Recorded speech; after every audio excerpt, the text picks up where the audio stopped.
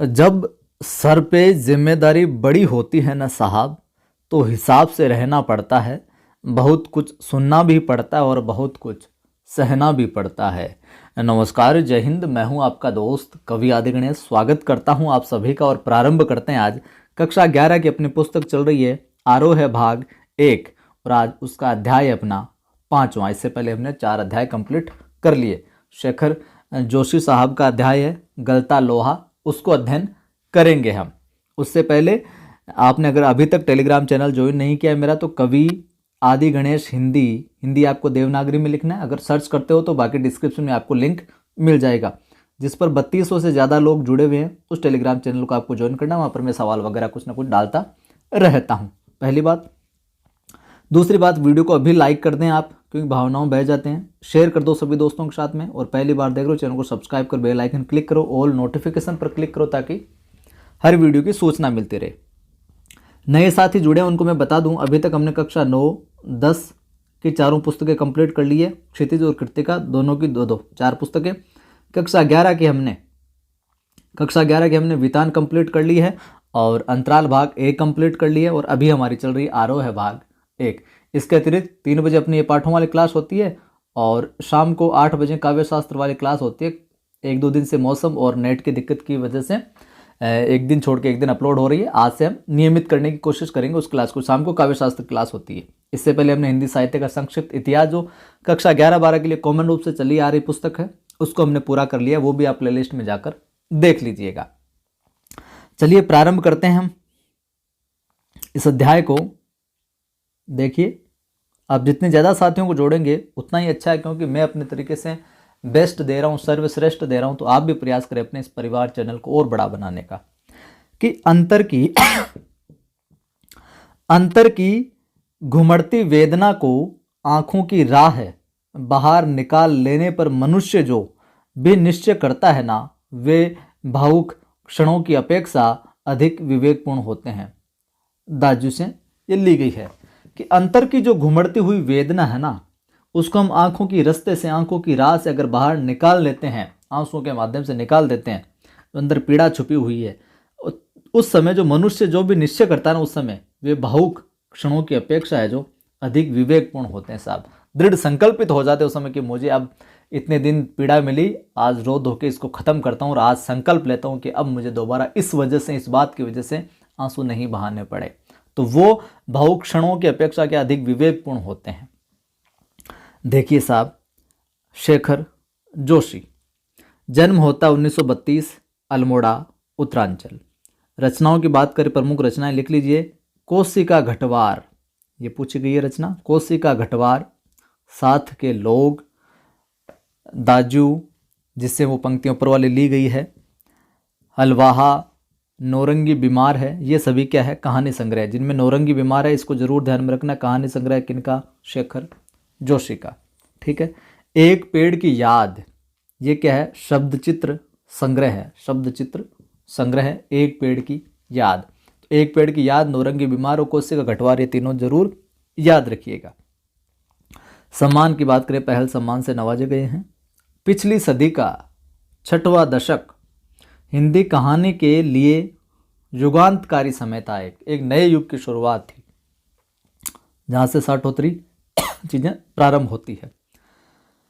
एक साथ कई युवा कहानीकारों ने अब तक चली आती कहानियों के रंग ढंग से अलग तरह की जो कहानियाँ लिखनी शुरू की, और देखते देखते कहानी की जो विधा है वो साहित्य जगत के केंद्र में जो आ खड़ी हुई, यानी सेंटर में फोकस, सब लोगों का फोकस है जो केंद्र में कहानी पर जाने लगा।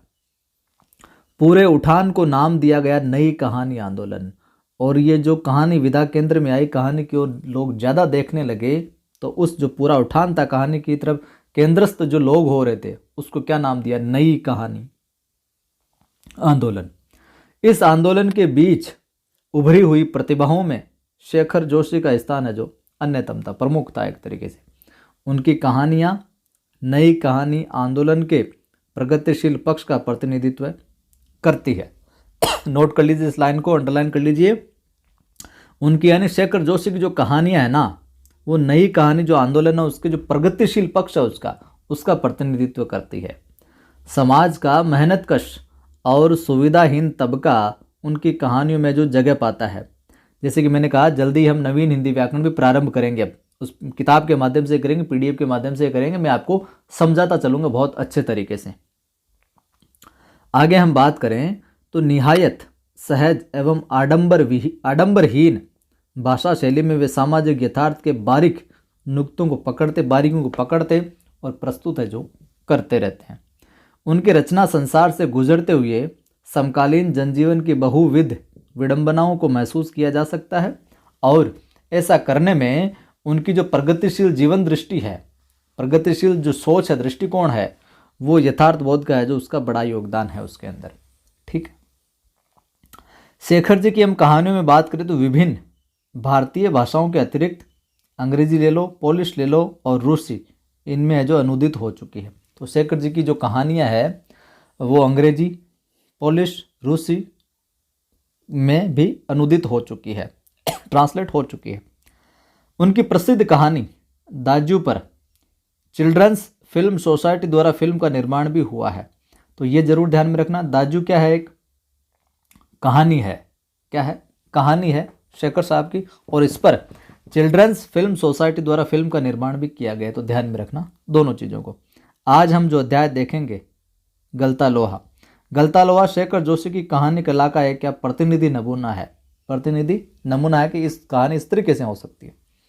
समाज के जो जातिगत विभाजन है उस पर कई कोणों से टिप्पणी करने वाली यह कहानी इस बात का उदाहरण है। तो गलता लोहा की विधा पूछ ले आपको कि क्या विधा है, कहानी विधा है, और इसके अंदर क्या चीज़ है जो जातिगत विभाजन है समाज के अंदर, उसके कई कोणों से टिप्पणी करती है, उस पर ये कहानी है। जो कि शेखर जोशी के लेखन में अर्थ की गहराई का दिखावा और बड़बोलेपन जितना ही कम है, वास्तविक अर्थ गांधीर्य उतना ही क्या है, अधिक है।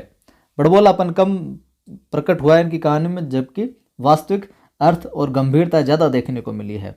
वहीं आगे हम बात करें तो लेखक किसी मुखर टिप्पणी के बगैर ही पूरे पाठ में जो गुजरते हुए हम ये देख पाते हैं कि एक मेधावी किंतु निर्धन ब्राह्मण युवक कौन मोहन किन परिस्थितियों के चलते उस मनोदशा तक है जो पहुंचता है जहां उसके लिए जातीय अभिमान बेमानी हो जाता है। सामाजिक विधि निषेधों को ताक पर रखकर वह धनराम लोहार के ऑफर पर बैठता ही नहीं, उसके काम में भी अपनी कुशलता है जो दिखाता है। ठीक है। वहीं मोहन का व्यक्तित्व जो है वो जातिगत आधार पर निर्मित झूठे भाईचारे की जगह मेहनत कशों की सच्चाई भाईचारे की प्रस्तावना का करता प्रतीत होता है, मानो लोहा गलकर एक नया आकार ले रहा।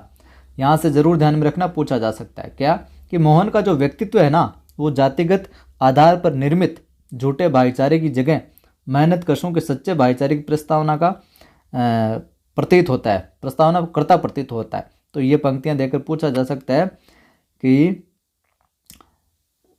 जातिगत आधार पर निर्मित झूठे भाईचारे की जगह मेहनत कशों के सच्चे भाईचारे की प्रस्तावना करता प्रतीत होता है, किसका व्यक्तित्व है? तो वहां पर ध्यान में रखना मोहन का व्यक्तित्व गलता लोहा अध्याय के अनुसार। ऐसा सवाल भी बन सकता है, अच्छा सवाल है ये। आगे देखिए, जहां से जो सवाल बन सकता है वो मैं आपको बताता चलूंगा कि यहाँ से ऐसा कुछ बन सकता है। प्रारंभ करते हैं। गलता लोहा शेखर जोशी। अभी तक भी लाइक शेयर नहीं किया तो कर दीजिए, पहली बार देख रहे हो सब्सक्राइब भी कर लेना। देखिए साहब, मोहन के पैर अनायास ही शिल्पकार टोले की ओर है जो मुड़ गए। मोहन के जो पैर थे वो अनायास ही यानी बिना प्रयास के ही उस शिल्पकार टोले की ओर मुड़ गए। उसके मन के किसी कोने में शायद धनराम लोहार के ऑफर की वह अनुगूंज है जो शेष थी, जिसे वह पिछले 3-4 दिनों से दुकान की ओर जाते हुए दूर से जो सुनता रहा था। निहाई पर रखे लाल गर्म लोहे पर पड़ती, निहाई हम कह सकते हैं एक विशेष प्रकार का लोहे का जो टुकड़ा होता है मोटा, जिस पर लोहा धातुओं को रखकर पीटते हैं। आपने लोहारों के पास देखा होगा एक लोहे की सी सिल्ला सी होती है जिस पर और दूसरे लोहे को रखकर जो पीटा जाता है, ठोक ठोक के सीधा किया जाता है, उसमें बांकपन दिया जाता है, बेंड किया जाता है। ठीक है, उसका अर्थ वो कहते हैं निहाई। तो निहाई पर रखे लाल गर्म लोहे पर पड़ती हथौड़े की धप धप आवाज़, ठंडे लोहे पर लगती चोट से क्या उठता ठनकता स्वर और निशाना साधने से पहले खाली निहाई पर पड़ती, खाली निहाई यानी जो लोहे का ठोस नीचे रखा हुआ है, चीज़ रखी हुई है ठोस टुकड़ा, निहाई पर पड़ती हथौड़े की खनक जिन्हें वह दूर से ये जो पहचान सकता था। लोहारों को देखा होगा कि वो पहले एक बार हथौड़ी को उस खाली ऐसे मारते हैं और फिर है जो गर्म जो चीज़ जिसको कुछ ठोकना होता है, पीटना, जो आकार देना, उस पर मारते हैं। पहले एक उस पर मारते हैं फिर इस पर मारते हैं। तो जो खाली पर जो पड़ रही है हथौड़ी की चोट, वो खनक जो है वो उसे दूर से पहचान सकता था। लंबे बेंट वाले हंसुए को लेकर, हंसुआ कहते हैं घास काटने का औजार, जिसे हम दांती भी कहते हैं, दरांती भी कहते हैं, ठीक है। तो लंबे बेंट वाले हंसुए को लेकर वह घर से इस उद्देश्य से निकला था कि अपने खेतों के किनारे उग आई कांटेदार झाड़ियों को जो काट साट कर क्या साफ कराएगा। बूढ़े वंशीधर जी के बूते का अब यह काम जो नहीं रहा। यही क्या, जन्म भर जिस पुरोहिताई के बूते पर उन्होंने घर संसार चलाया था, वह भी अब के वैसे कहाँ है जो कर पाते हैं। यजमान लोग उनकी निष्ठा और यश संयम के कारण ही उन पर क्या श्रद्धा रखते हैं, लेकिन बुढ़ापे का जर्जर शरीर अब उतना जो कठिन श्रम और व्रत उपवास जो नहीं झेल पाता है। सुबह सुबह जैसे उससे सहारा पाने की नीयत से ही उन्होंने गहरा जो निश्वास लेकर कहा था, क्या आज गणनाथ जाकर चंद्रदत्त जी के लिए रुद्र पाठ करना था। अब मुश्किल ही लग रहा है, ये 2 मील की सीधी चढ़ाई अब अपने बूते की है जो नहीं साहब, एकाएक ना भी नहीं कहा जा सकता, कुछ समझ में है जो नहीं आता है। ये कौन है? ये अपने बूढ़े हैं जो मुंशी जी हैं, बूढ़े जो वंशीधर हैं वो आने यहाँ पर बूढ़े वंशीधर जी के बूते का ये काम है जो अब नहीं रहा। मोहन उनका आश्चर्य न समझता हो, ऐसी बात नहीं, यानी लेकिन पिता की तरह ऐसे अनुष्ठान कर पाने का न उसे अभ्यास ही और न वैसी गति। जो बूढ़े वंशीधर हैं, बूढ़े वंशीधर जो यहाँ पर नाम आया, देखिए ये बूढ़े वंशीधर ये क्या है, अपने जो मोहन साहब हैं उनके क्या हैं, पिताजी है। तो कि ये बात नहीं कि मोहन उनका आश्चर्य न समझता हो, ऐसी बात नहीं है, लेकिन पिता की तरह ऐसे है जो अनुष्ठान कर पाने का न उससे अभ्यास ही और न वैसी उसकी गति है।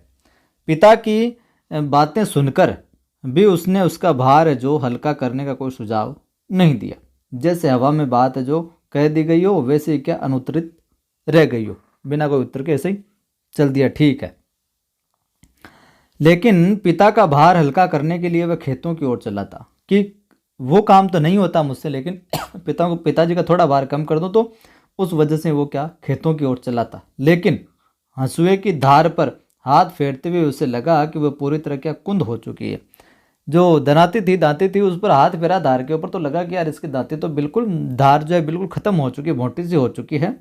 चलो अब हम क्या करते हैं, जो अपने ये धनराम है, धनराम अपने बाएं हाथ से क्या धोंकनी फूंकता हुआ दाएं हाथ से भट्टी में गर्म होते लोहे को उलट पलट रहा था कि अब उसने सोचा कि कुंद हो चुकी है मोहन ने, चलो इसके धारवाड़ लगवा लाते हैं। और आता है लोहार के पास में, और इधर आकर क्या देखता है कि जो धनराम है वो अपने बाएं हाथ से धोंकनी फूंकता हुआ दाएं हाथ से क्या भट्टी में गरम क्या लोहे को उलट पलट रहा है, जैसे कि लोहारों का आपने देखा होगा।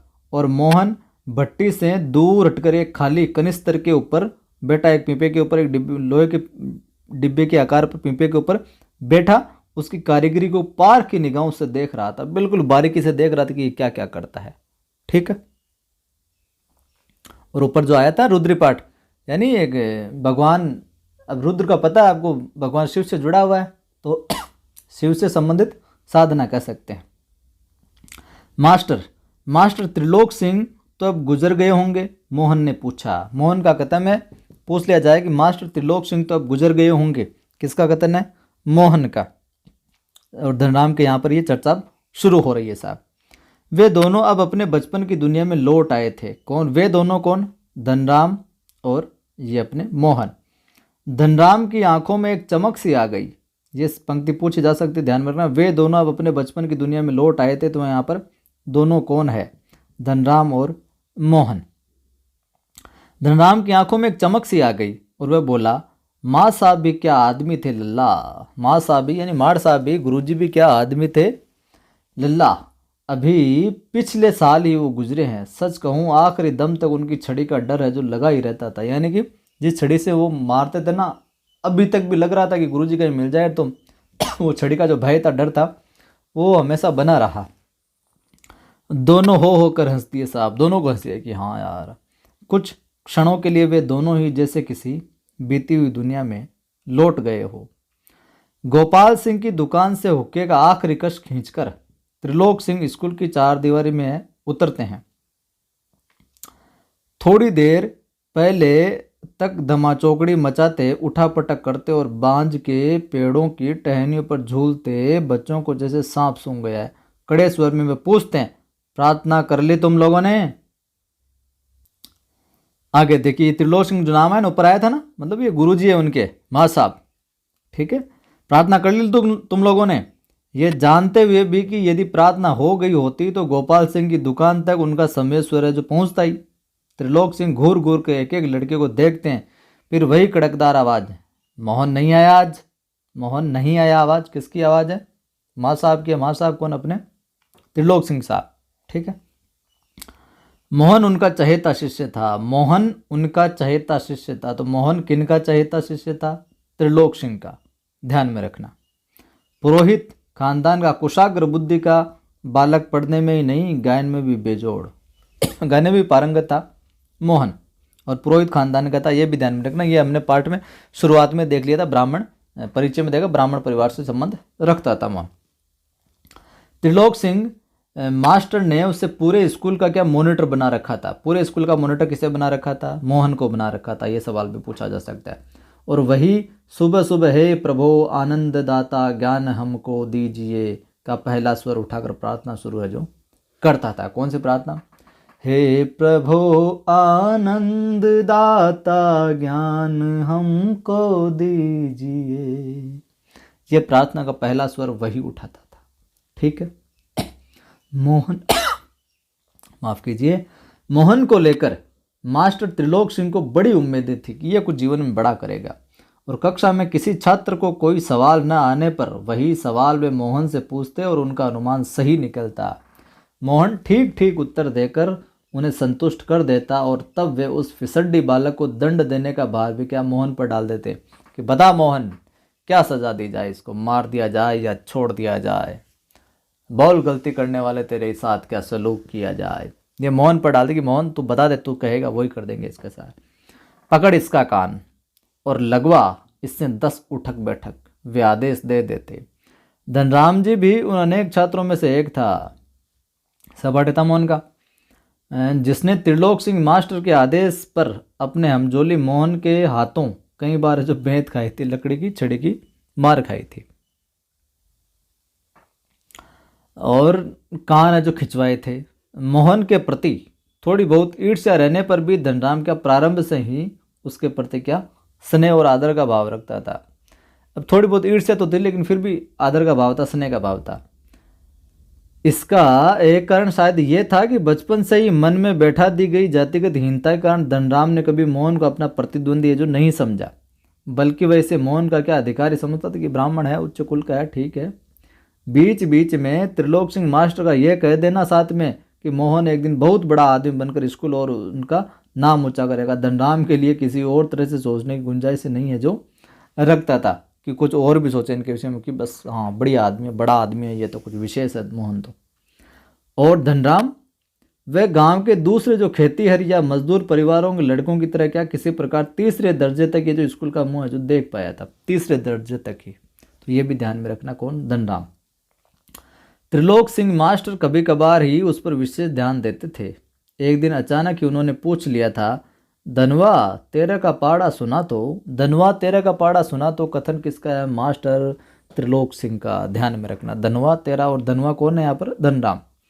तो 12 तक का पहाड़ा तो उसने किसी तरह याद जो कर लिया था, लेकिन 13 का ही पहाड़ा उसके लिए जो पहाड़ हो गया था, एक पहाड़ा क्या पहाड़ हो गया था कि 13 एकम 13, 13 दूनी 24, सटाक एक संटी उसकी पिंडलियों पर है जो माँ साहब ने लगाई।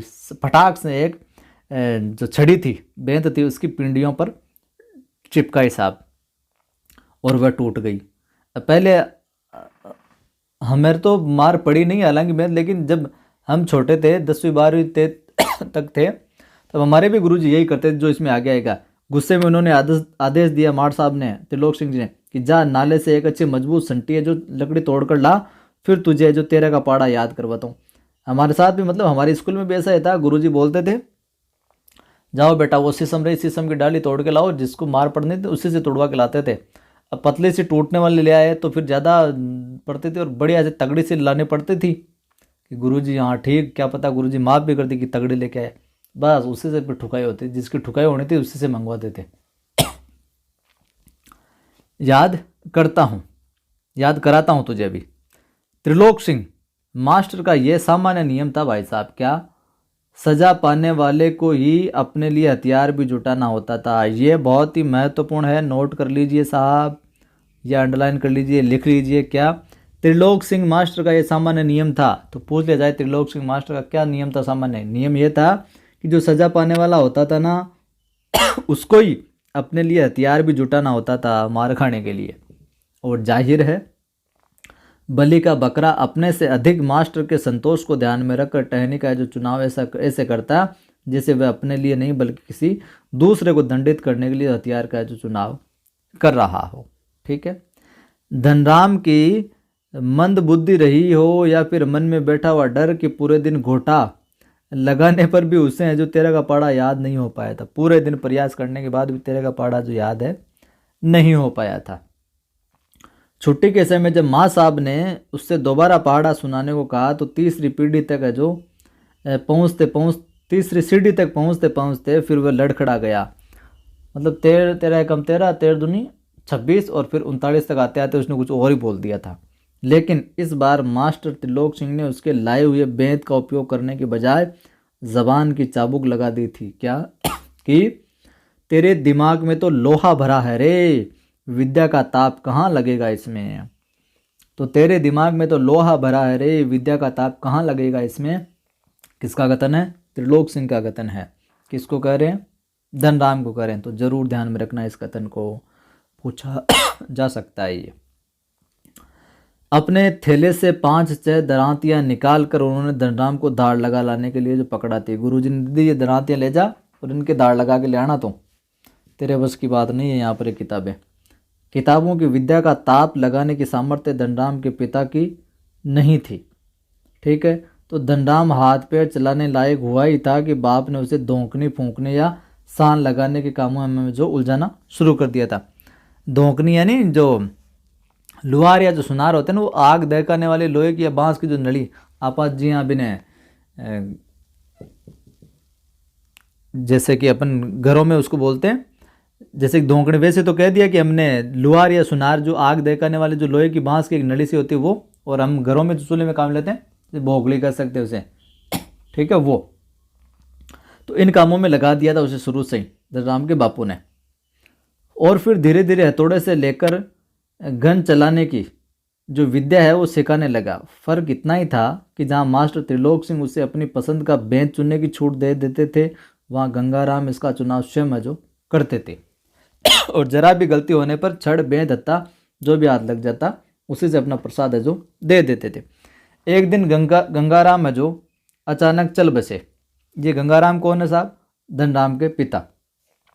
धनराम ने सहज भाव से उनकी विरासत संभाल ली और पास पड़ोस के गांव वालों को याद नहीं रहा वे कब गंगाराम के ऑफर को धनराम का जो ऑफर कहने लगे थे। ठीक है, बात आगे हम देखें इसमें। तो प्राइमरी स्कूल की सीमा लांघते ही मोहन ने छात्रवृत्ति प्राप्त कर त्रिलोक सिंह मास्टर की क्या भविष्यवाणी को किसी हद तक क्या सिद्ध कर दिया साहब। तो साधारण हैसियत वाले यजमानों की पुरोहिताई करने वाले वंशीधर तिवारी का हौसला है जो बढ़ गया, बापू का हौसला बढ़ गया। और वे भी अपने पुत्र को पढ़ा लिखा कर बड़ा आदमी बनाने का स्वप्न जो देखने लगे कि ठीक है अब छात्रवृत्ति प्राप्त करते लोग कर ली तो अब कुछ और बड़ा बनाएंगे इसको। पीढ़ियों से चले आते पैतृक धंधे ने उन्हें क्या निराश कर दिया था। दान दक्षिणा के बूते पर वे किसी तरह परिवार का आधा पेट है जो भर पाते थे। मोहन पढ़ लिख कर वंश का क्या दारिद्र्य जो है, गरीबी जो है तो मिटा दे, यही उनके जो हार्दिक इच्छा थी। लेकिन इच्छा होने भर से ही सब कुछ नहीं हो जाता है भाई साहब। आगे की पढ़ाई के लिए जो स्कूल था ना वह गांव से 4 मील दूर था। गांव से कितने मील दूर था? 4 मील दूर था साहब स्कूल। ठीक है, अब क्या हो, 2 मील की चढ़ाई के अलावा बरसात के मौसम में रास्ते में पड़ने वाली नदी की समस्या जो वो अलग थी। 2 मील तो सीधा रास्ता, फिर नदी पड़ती थी। तो भी वंशीधर ने क्या हिम्मत नहीं आ रही और लड़के का नाम जो स्कूल में लिखा दिया साहब। बालक मोहन लंबा रास्ता तय कर स्कूल जाता और छुट्टी के बाद थका मांदा घर लौटता तो पिता पुराणों की कथाओं से विद्यावेशनी बालकों का जो उदाहरण देकर उससे क्या उत्साहित करने की जो कोशिश करते रहते। तो पुराणों की कथाओं से विद्यावेशनी बालकों का उदाहरण देकर, विद्यावेशनी जो विद्या में लगे रहने वाले जुटे रहने उन बालकों के उदाहरण दे देकर उसे क्या करते, मोटिवेट करने की कोशिश करते थे।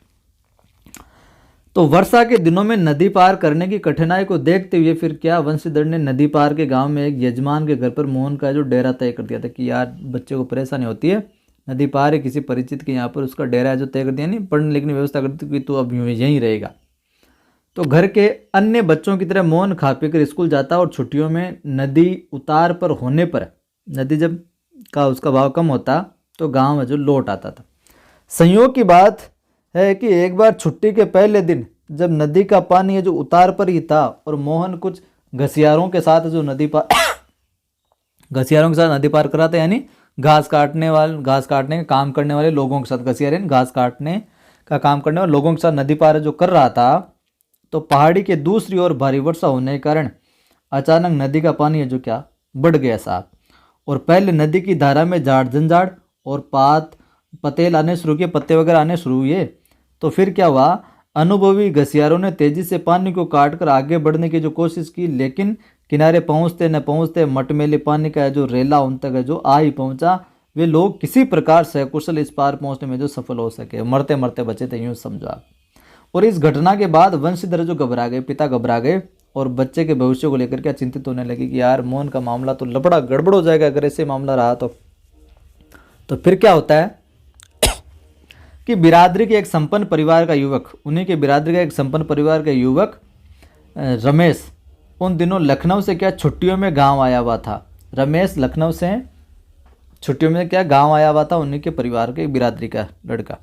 ठीक है, तो बातों बातों में वंशीधर ने मोहन की पढ़ाई के संबंध में उससे है जो अपनी चिंता प्रकट की कि यार रमेश क्या करें, अब इस मोहन को पढ़ाना है और आगे ये समस्या है।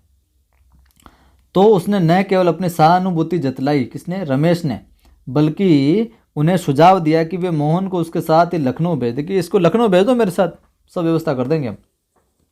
घर में जहाँ हम 4 प्राणी हैं, एक और बढ़ जाने में कोई अंतर नहीं पड़ेगा। ठीक है, आप मेरे साथ भेजो, बल्कि बड़े शहर में रहकर वह क्या अच्छी तरह पढ़ लिख सकेगा साहब। चलो साहब ठीक है। तो वंशीधर को जैसे रमेश के रूप में साक्षात क्या भगवान मिल गए हो कि ओ अच्छा हो गया मामला सब। उनकी आंखों में पानी छल चलाने लगा खुशी के मारे। भरे गले से वे केवल इतना ही कह पाए कि बिरादरी का यही सहारा होता है, कि बिरादरी का कोई होता है तो उसका यही सहारा होता है कि वो अपने की मदद करे। छुट्टियां शेष होने पर रमेश जो वापस लौटा तो माँ बाप और अपनी गांव की दुनिया से बिछुड़ कर सहमा सहमा सा मोहन भी उसके साथ जो लखनऊ है जो आ पहुंचा साहब। अब मोहन जी लखनऊ चले गए रमेश जी के साथ में। अब मोहन की ज़िंदगी का एक नया है जो पाठ, नया पन्ना, नया अध्याय जो शुरू हुआ। क्या कि घर की दोनों महिलाओं जिन्हें वह चाची और भाभी कहकर पुकारता था का हाथ बटाने के अलावा धीरे धीरे वह मोहल्ले की सभी चाचियों और भाभियों के लिए ये काम काज करने, हाथ बटाने का एक साधन है जो बन गया।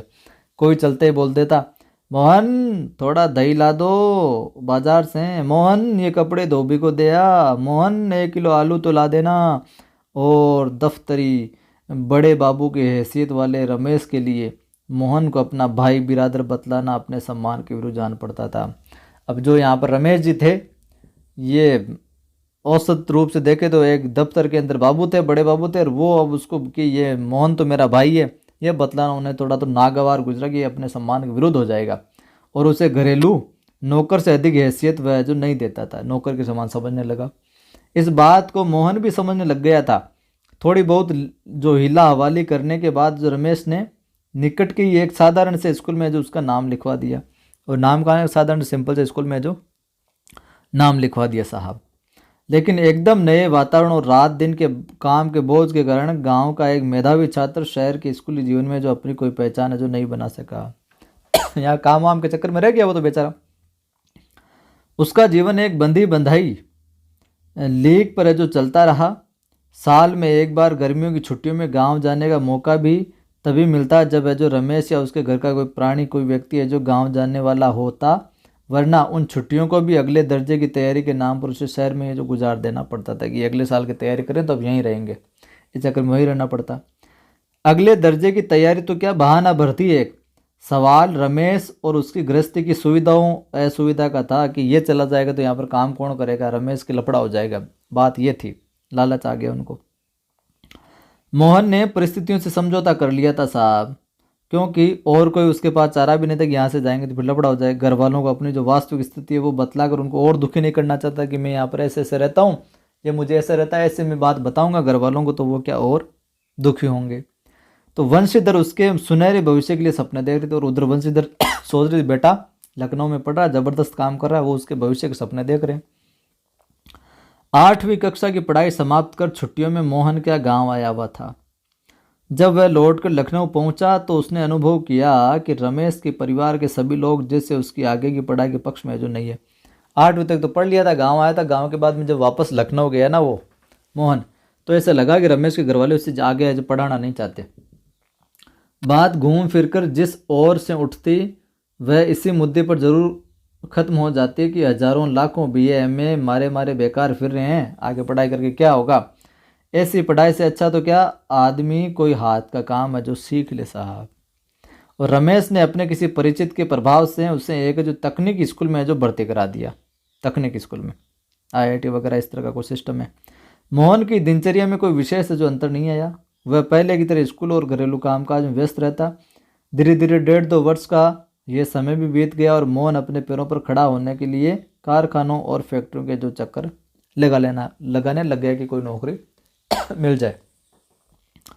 वंशीधर ने जब भी कोई मोहन के विषय में पूछता, वंशीधर से जब भी कोई मोहन के विषय में पूछता तो उत्साह के साथ, बिल्कुल जोश के साथ, उम्मीद के साथ उसकी पढ़ाई की बाबत बताने लगते कि मन ही मन उनको विश्वास था वंशीधर को कि वह एक दिन जो बड़ा अफसर बनकर लौटेगा। लेकिन जब उन्हें वास्तविकता का ज्ञान हुआ तो न सिर्फ गहरा उन्हें दुख हुआ बल्कि वे लोगों को अपने स्वप्न भंग की जानकारी देने का जो साहस भी नहीं जुटा पाया कि जो मेरा सपना था वो भी टूट गया, वो भी नहीं बता पाए लोगों को। धनराम ने भी एक दिन उनसे मोहन के बारे में पूछा था। धनराम ने भी, जो उनका साथी था धनवा, एक दिन उनसे मोहन के बारे में पूछा था वंशीधर से। घास का एक तिनका तोड़कर दांत खोदते हुए उन्होंने बताया था वंशीधर ने कि उसकी सेक्रेटेरिएट में जो क्या नियुक्ति हो गई है साहब, और शीघ्र ही विभागीय परीक्षा देकर वह बड़े पद पर जो पहुंच जाएगा, यानी सचिवालय होता है ये। धनराम को त्रिलोक सिंह मास्टर की जो भविष्यवाणी पर पूरा यकीन था। धनराम जो उसका साथी था उसको यकीन था कि त्रिलोक साहब, गुरुजी ने, मास्टर साहब ने जो भविष्यवाणी की थी उस पर पूरा यकीन था कि वो होगा और ऐसा होना ही था। उसने सोचा दांतों के बीच में तिनका दबाकर असत्य भाषण का दोष न लगने का संतोष लेकर वंशीधर जो आगे बढ़ गए कि ठीक है गुरुजी ने कहा तो उससे संतोष ले लिया। लेकिन वास्तविक स्थिति तो वंशीधर जानते थे। धनराम के शब्द कि मोहन लला बचपन से ही बड़े बुद्धिमान थे उन्हें बहुत देर तक जो कचोटते रहे। मोहन लल्ला बचपन से बड़े बुद्धिमान थे, ये शब्द है जो कचोटते रहे वंशीधर को। त्रिलोक सिंह मास्टर की बातों के साथ साथ बचपन से लेकर अब तक के जीवन के कई प्रसंगों पर मोहन और धनराम बातें करते रहे। धनराम ने मोहन जो बातें चल रही थी वहाँ पर, जो दराती की वो लगवाने गया था मोहन, वहाँ पर सारा कुछ प्रक्रिया बातें करते रहे। धनराम ने मोहन के हंसुए के फाल को, यानी आगे के हिस्से को बेंच से निकाल कर भट्टी में जो तपाया और मन लगाकर है जो उसकी धार जो गढ़ती दाढ़ लगा दी। गर्म लोहे को हवा में ठंडा होने में काफ़ी समय लग गया था। धनराम ने उसे वापस बेंत पहनाकर, यानी ऊपर जो बांसों के वहाँ डांडों के ऐसे पहनाकर मोहन को लौटाते हुए जैसे अपनी भूल चूक के लिए जो माफ़ी मांगी, कोई गड़बड़ हो गई तो माफ़ कर यार भाई। बेचारे पंडित जी को तो फुर्सत नहीं रहती, लेकिन किसी के हाथ भिजवा देते तो मैं तत्काल है जो बना देता कि मैं ऐसे कर देता, तुम्हें आने की आवश्यकता थी। मोहन ने उत्तर में कुछ नहीं कहा, लेकिन हंसुए को हाथ में लेकर वह फिर वही बैठा रहा, जैसे उसे वापस जाने की कोई जल्दी नहीं रही हो कि यार यही बातें करते हैं पुराने बचपन का, अच्छा लग रहा है। सामान्य तौर से ब्राह्मण टोले के लोगों का शिल्पकार टोले में उठना बैठना जो नहीं होता था, यानी जो इस तरह के काम करते थे उनमें बैठना नहीं होता था। किसी कामकाज के सिलसिले में यदि शिल्पकार टोले में आना ही पड़ा तो खड़े खड़े बातचीत निपटा ली जाती थी। ब्राह्मण टोले के लोगों का बैठने के लिए कहना भी उनकी मर्यादा के विरुद्ध समझा था कि ये उच्च कुल के ऐसा ब्राह्मण परिवार के तो यहाँ इनके पास में नहीं बैठेंगे, तो ऐसा कि विरुद्ध समझा जाता। तो पिछले कुछ वर्षों में शहर में जा रहने के बावजूद मोहन गांव की मान्यताओं से क्या अपरिचित हो ऐसा संभव नहीं था, अपरिचित हो ऐसा संभव भी नहीं था। धनराम मन ही मन उसके व्यवहार से असमंजस में पड़ा था, लेकिन प्रकट में उसने कुछ है जो नहीं कहा और अपना काम है जो करता रहा चुपचाप। आगे हम बात करें तो कि लोहे की एक मोटी छड़ को भट्टी में गलाकर धनराम गोलाई में मोड़ने की जो कोशिश कर रहा था और एक हाथ से सड़ से पकड़कर, जिसे हम क्या बोलते हैं संडासी पकड़कर जब वह दूसरे हाथ से हथौड़े की चोट मारता तो निहाई पर ठीक घाट में सिरा न फंसने के कारण लोहा जो उचित ढंग से जो मुड़ नहीं पाता था, बीच में जो छेद सा होता तो उसमें टिकाकर उसमें बैंड पटकने की कोशिश करता। वाह बोलो गुरु जी, आप भी कुछ साहब। हमारे भी वेल्डिंग वर्कशॉप रहा है और बीएड करने तक हमने पिताजी के साथ लोहे का काम करवाया और कई बार लगी भी है। हाथों में जिसे बोलते हैं ना आटन, वो भी पड़ी रहती थी पहले। तो लोहे का काम लगभग हमें आता है, वेल्डिंग वगैरह ये सारा कुछ करना। मोहन कुछ देर तक उसे काम करते हुए देखता रहा, फिर जैसे अपना संकोच त्याग कर उसने दूसरी पकड़ से क्या लोहे को स्थिर जो कर लिया कि मुझे दे संडासी, एक तरफ से मैं पकड़ लेता हूँ। और धनराम के हाथ से हथौड़ा लेकर नपी तुली चोट जो मारते अभ्यस्त हाथों से धोकनी फूंक कर लोहे को दोबारा भट्टी में गर्म करते और फिर निहाई पर रखकर लोहे के टुकड़े पर ठोस रखकर उसे ठोकते पीटते सुगड़ गोले का रूप जो दे डाला मोहन ने फटाफट। मोहन का ये हस्तक्षेप इतनी फुर्ती और आकस्मिक ढंग से हुआ था कि धनराम को चूक का मौका ही नहीं मिला। वह अवाक मोहन की ओर देखता रहा। उसे मोहन, देखिए यहाँ पर, उससे मोहन की कारीगरी पर उतना आश्चर्य नहीं हुआ जितना पुरोहित खानदान के युवक का इस तरह के काम में जो उसकी भट्टी पर बैठकर हाथ डालने पर हुआ था। वह शंकित दृष्टि से इधर उधर जो देखने लगा कि कोई देख तो नहीं रहा, कोई कुछ बोलेगा। धनराम की संकोच, असमंजस और धर्म संकट की स्थिति से उदासीन मोहन संतुष्ट भाव से अपने लोहे के छल्ले की त्रुटिहीन गोलाई को है जो जांच रहा था। बिल्कुल गड़बड़ तो नहीं हुई, कोई कमी तो नहीं रही।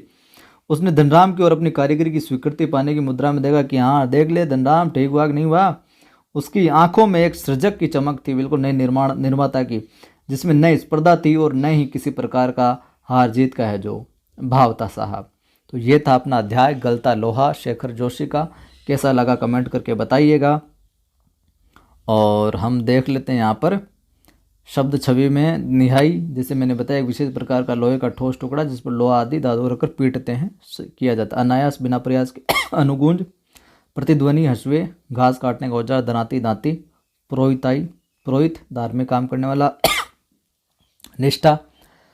निष्ठा हो जाएगा अपने श्रद्धा विश्वास, रुद्रपाठ शंकर की आराधना का एक प्रकार, धोकनी, लोहार या सुनारों की आग देखाने वाले लोहे के बांस की एक तरीके से नली।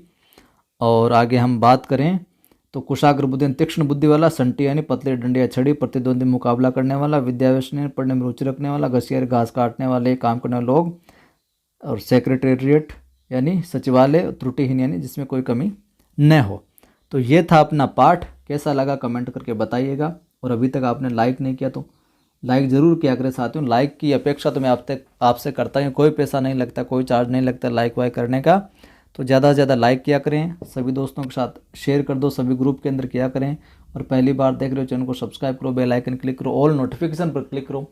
टेलीग्राम चैनल का लिंक डिस्क्रिप्शन में मिल जाए। कवि आदि गणेश हिंदी नाम से 3200 से ज़्यादा लोग जुड़े, उसको ज्वाइन करना। और मेरा एक दूसरा यूट्यूब चैनल भी है, आदि की आवाज़। अगर आप डिमोटिव रहते हैं, कोई भी कुछ भी किसी प्रकार की समस्या है जीवन से संबंधित, तो मैं प्रयास करता हूँ वहाँ पर मोटिवेशनल वीडियो डाल के बिल्कुल बेसिक से बेसिक तरीके से आपको सिखाने की। आपको आदि की आवाज़ चैनल पर, यूट्यूब चैनल पर जाकर वीडियो सुनकर बहुत अच्छा लगेगा, मोटिवेट फील करोगे। जय हिंद, फिर मिलता हूँ।